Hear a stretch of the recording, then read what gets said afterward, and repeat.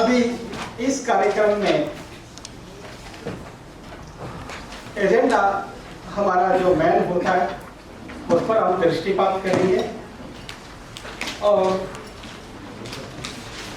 Agenda के साथ साथ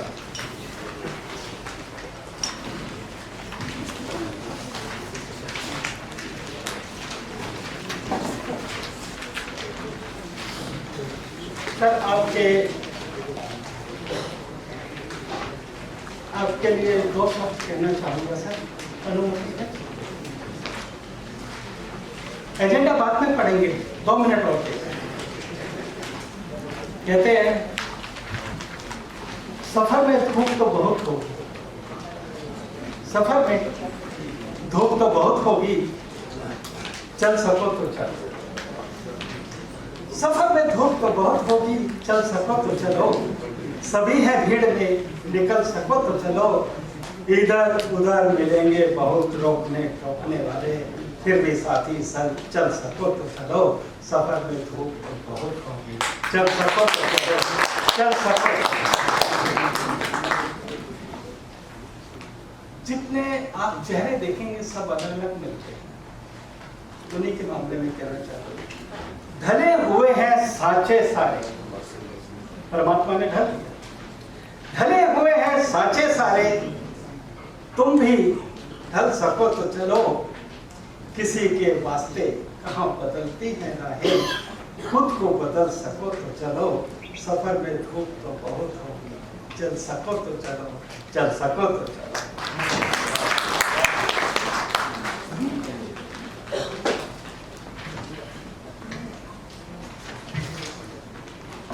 बहुत भीड़ है, बहुत भीड़ है जिंदगी के साथ। बाजार जाते हैं ना लोग, एक दूसरे को कंधा मार के निकलता है। बहुत भीड़ है जिंदगी के सफर में, यहाँ कोई किसी को रास्ता नहीं। बहुत भीड़ है जिंदगी के सफर में, यहाँ कोई किसी को रास्ता नहीं देता। भीड़ को हटा के साथी चल सको तो चलो, चल सको तो चलो। सफर में धूप तो बहुत हो, चल सको तो चलो, चल सको तो। आप जितने लोगों से बात करोगे, कोई भी एक विषय को लेके, हर आदमी अपने अपने राय देता है। और 10 लोगों से आप एक ही विषय पे बात करोगे, 10 आदमी अपनी राय देंगे, 10 आदमी अपनी बातों में उलझाएंगे, लेकिन कोई भी रास्ता नहीं सुना। उस पर कहना चाहूंगा, नहीं कहीं कोई सूरज, नहीं कहीं कोई सूरज जो राह दिखा दे सके। हर नहीं कहीं कोई सूरज जो राह दिखा दे सही। धुआं धुआं है हर तरफ, यहाँ कोई लड़ता नहीं लड़ाई किसी, यहाँ कोई लड़ता नहीं लड़ाई किसी के। अपने दम पे खुद लड़ सको तो चलो। सफर में धूप तो बहुत हो, चल सको तो चलो, चल सको। ये जीवन की वास्तविकता आपके सामने रखी। अब मैं इस नराकाश की कार्यसूची जो है, हमारी छमाही बैठक की कार्यसूची जो है, उस पर आता हूं। और इस कार्यसूची पर डिस्कस करने के बाद में अध्यक्ष महोदय का संबोधन रहेगा। और उससे पहले जो मैं एक बात अभी तक आपके सामने नहीं कह पाया, वो ये थी कि आप आज के समय में जरूरी नहीं है कि 53 परिवार के इतने सारे सदस्यों को सबको खुश रख पाओ। जितने खुश रह पाए वो अच्छा है, नहीं रह पाए तो भी कोई बात नहीं। गिले शिकवे होते रहते, हमें कोई इतराज नहीं। कभी भी आप आए, कभी भी अपनी बात को रखें, हम आपके साथ हैं। तभी हमारी नराकाश अपने आगे बढ़ सकती है। आदरणीय अध्यक्ष महोदय, आपकी अनुमति हो तो आज के ये एजेंडा की कार्रवाई शुरू करूं।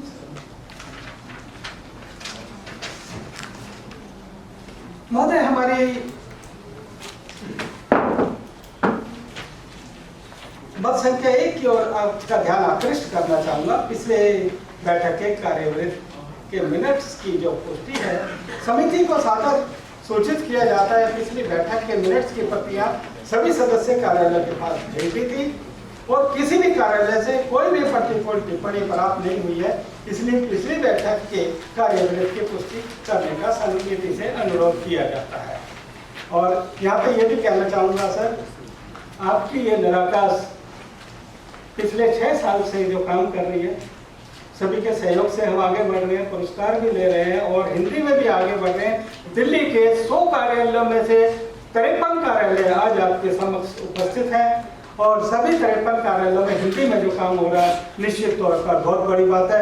और ये कार्यालय भी सभी अपने अपने स्तर पर बड़े बड़े हिंदी के कार्यक्रम आयोजित करके और राजभाषा पुरस्कार वगैरह हासिल कर रहे हैं। और मैं यही कहूँगा पिछले जो हमारे कार्यवृत्त थे उसकी पुष्टि करने की कृपा करें। और साथ ही इस बारे में ये भी बताना चाहूँगा, आज तक 6 साल में आपकी इस निराकाश का कोई भी शिकायत, कोई भी RTI, किसी के द्वारा कोई भी द्वेष हमने आज तक उत्पन्न नहीं किया। ये बहुत बड़ी बात है, सभी का सहयोग। मत संख्या 2 की तरफ आपका ध्यान आकृष्ट करना चाहूँगा सर। पिछली बैठक के कार्यवृत्त पर अनुवर्ती कार्रवाई। समिति को सादर सूचित किया जाता है कि पिछली बैठक के अनुसार सभी सदस्य कार्यालयों में हिंदी पत्राचार बढ़ाने और तिमाही बैठक के समय पर आयोजित करने का अनुरोध किया गया था। सदस्य कार्यालयों के हिंदी पत्राचार के आंकड़ों तथा तिमाही बैठक की तिथियों के आधार पर यह पाया गया कि सदस्य कार्यालयों द्वारा इस दिशा में निरंतर कार्य किया जा रहा है। और मत संख्या 3 की तरफ आपका ध्यान आकृष्ट करूंगा सर। जो हमारे सदस्य कार्यालय हैं आप सब, उनकी राजभाषा कार्यान्वयन समिति, तिमाही बैठक और पत्राचार संबंधित जो भी सूचना हिंदी में की गई टिप्पणी की सूचना समिति को सादर अवगत कराया जाता है कि इस निराकाश के प्रत्येक सदस्य कार्यालय द्वारा अपने अपने कार्यालय में राजभाषा कार्यान्वयन समिति की बैठक का आयोजन किया गया है। सदस्य कार्यालयों के राजभाषा कार्यान्वयन समिति की बैठक का आयोजन संबंधी तिथि राजभाषा जो तिमाही पत्राचार के लिए कृपया संलग्न पृष्ठ 1 और 2 देखें। संलग्न पृष्ठ आप देख सकते हैं। कार्यालय की रिपोर्ट तो आती है, लेकिन इनके साथ एक प्रॉब्लम है सर, मैं आज समिति के समक्ष रखना चाहूँगा बात। इनकी वित्तीय स्थिति ठीक नहीं है, केवल ये एक ऑफिस ऐसा है जो अंशदान हमें प्राप्त नहीं होता, तो उसके बारे में कृपया आप कुछ बताएंगे सर। अब सीमेंट कॉर्पोरेशन ऑफ इंडिया की स्थिति भी आप देख सकते हैं, एनर्जी एफिशिएंसी की भी देख सकते हैं।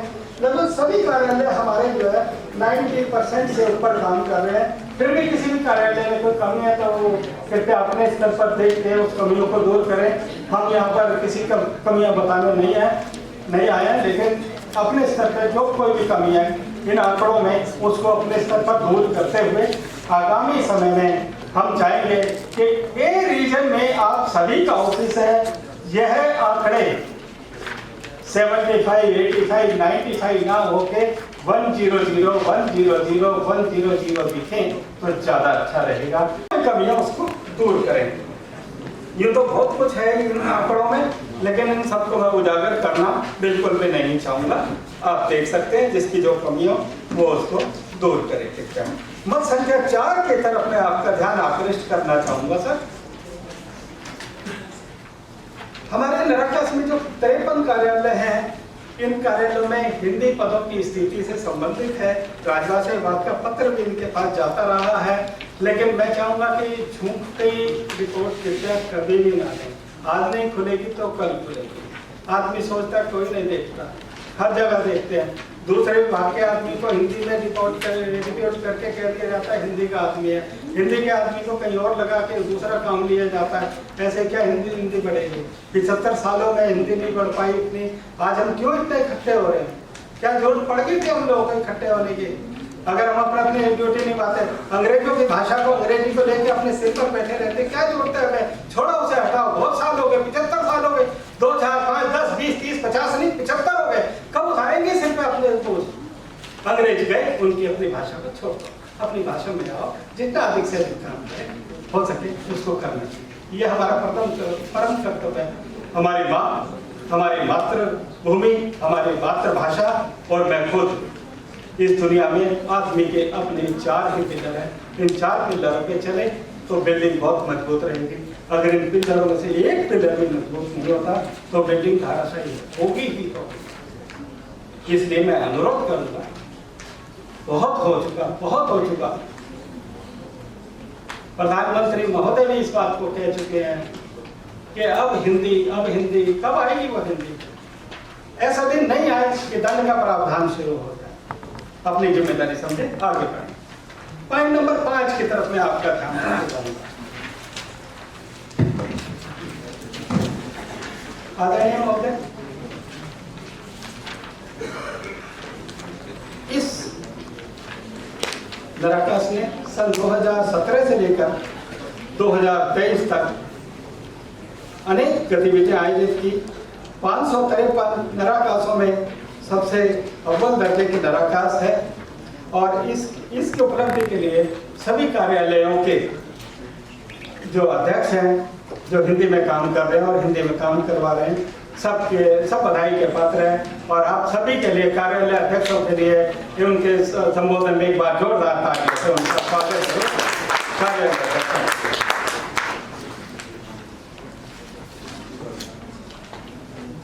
आपको मालूम ही है 15 सितंबर को पुणे में भी इस नराकास को पुरस्कार मिला।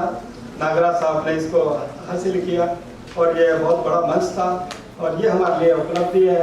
आपकी इस नराकास को नंबर 1 श्रेणी का पुरस्कार मिला। मत संख्या 7 की तरफ आपका ध्यान आकृष्ट करूंगा। अनुवाद और हिंदी टाइपिंग की गुणवत्ता के स्तर को बढ़ाने के लिए संसदीय राजभाषा समिति के निरीक्षण प्रश्नावली को भरने के लिए विशेष प्रशिक्षण जो है वो दिलवाने की जरूरत है। जिनको भी प्रशिक्षण दिलवाना है वो जरूर दिलवाइए।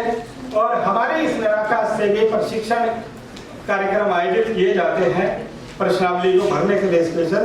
तो उसमें भी जो है हम चाहेंगे कि आप अपने अधिकारियों को नामित करें ताकि प्रश्नावली अच्छे से भरी जा सके। जैसे कि अभी हमारे निदेशक कारपोरेट प्लानिंग एम नागराज साहब ने भी इसी विषय पर अपनी बात आपके सामने रखी। इस नराकास के द्वारा मत संख्या 8 की तरफ मैं आपको लेके जाऊंगा। इस नराकास के द्वारा अभी 6 सदस्यीय कार्यालय द्वारा राजभाषा उत्सव का कार्यक्रम किया जाना है। 2 दिन का कार्यक्रम रहेगा। तो पहले भी हम इस कार्यक्रम को करते रहे हैं, सचिव महोदय भी आए हैं और हमारी उम्मीद रहेगी, इच्छा रहेगी कि अभी इसमें अजय मिश्रा साहब जो हमारे केंद्रीय गृह राज्य मंत्री है वो भी इसमें शायद शिरकत करेंगे। तो जो 6 सदस्य कार्यालयों को हमने जिम्मेदारी दी है वो कृपया अपनी जिम्मेदारी को बखूबी निभाएं। मत संख्या 9 की तरफ आपका ध्यान आकृष्ट करूंगा कि राजभाषा सम्मेलन जो हमने 4 कार्यालयों पर किया है आयोजित करने के लिए, जिसमें सब लिखा हुआ है कौन कौन से कार्यालय, उनको भी ये मैं अनुरोध करूंगा कृपया इस कार्यक्रम को आयोजित करें। 31 मार्च से पहले हम ये सारे टारगेट पूरे करने हैं। और अभी भी हमने 22 मई को तकनीकी कार्यशाला का आयोजन किया, 9 अगस्त को संगोष्ठी का आयोजन किया, राजभाषा संगोष्ठी, 4 दिसंबर को राजभाषा सेमिनार की, 28 अगस्त को नराकास की छमाही बैठक की, 14 दिसंबर को हमने चित्र वर्णन प्रतियोगिता की, 20 दिसंबर को प्रश्न मंच प्रतियोगिता, 11/4 को निबंध प्रतियोगिता, 17/1 को नराकास की आज छमाही बैठक, 14-15 सितंबर को जैसे मैंने बताया कि अभी जोधपुर में भी हम राजभाषा का संयुक्त एक सम्मेलन था क्षेत्रीय, उसमें भी उपस्थिति दर्ज कराई। और अभी हमारे 2 कार्यालय हैं जो NRDC है और BEL। NRDC सूक्ति प्रतियोगिता का आयोजन शीघ्र करें, अनुरोध किया जाता है। कविता पाठ प्रतियोगिता का आयोजन BEL ऑफिस करें जल्दी से जल्दी।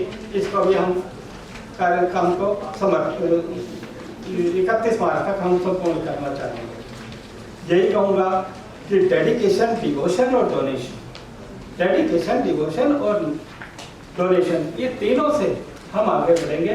और हिंदी के लिए डेडिकेशन जितना हो सके उससे ज़्यादा आपको करना चाहिए। डिवोट अपने आप को करना, सरकारी कार्यालयों में हिंदी बढ़ाने के लिए अपनी जिम्मेदारी निभानी है। इसी में 4 लाइनें आपको कह के अपनी बात को समाप्त करना चाहूँगा। फिर अध्यक्ष महोदय भी अपना संबोधन आपके समक्ष प्रस्तुत करेंगे। न जाने जिंदगी की शाम कब आ जाए, मौत का पैगाम कब आ जाए, तलाश ऐसे मौके की करता हूँ, मेरी बाकी जिंदगी भी हिंदी के काम आ जाए, हिंदी के काम आ जाए। जिस घड़ी का हम इंतजार कर रहे थे एक ऐसी शख्सियत जो अपने हाथों से खुद गूगल इनपुट टूल्स में टाइपिंग भी करते हैं, हिंदी में लिखते हैं और पुलिस में नहीं लिखते, कृपया लिखते हैं और हिंदी को इतना प्रोत्साहित करते हैं। मैं आपसे अनुरोध कर रहा हूं, आपका स्वागत है।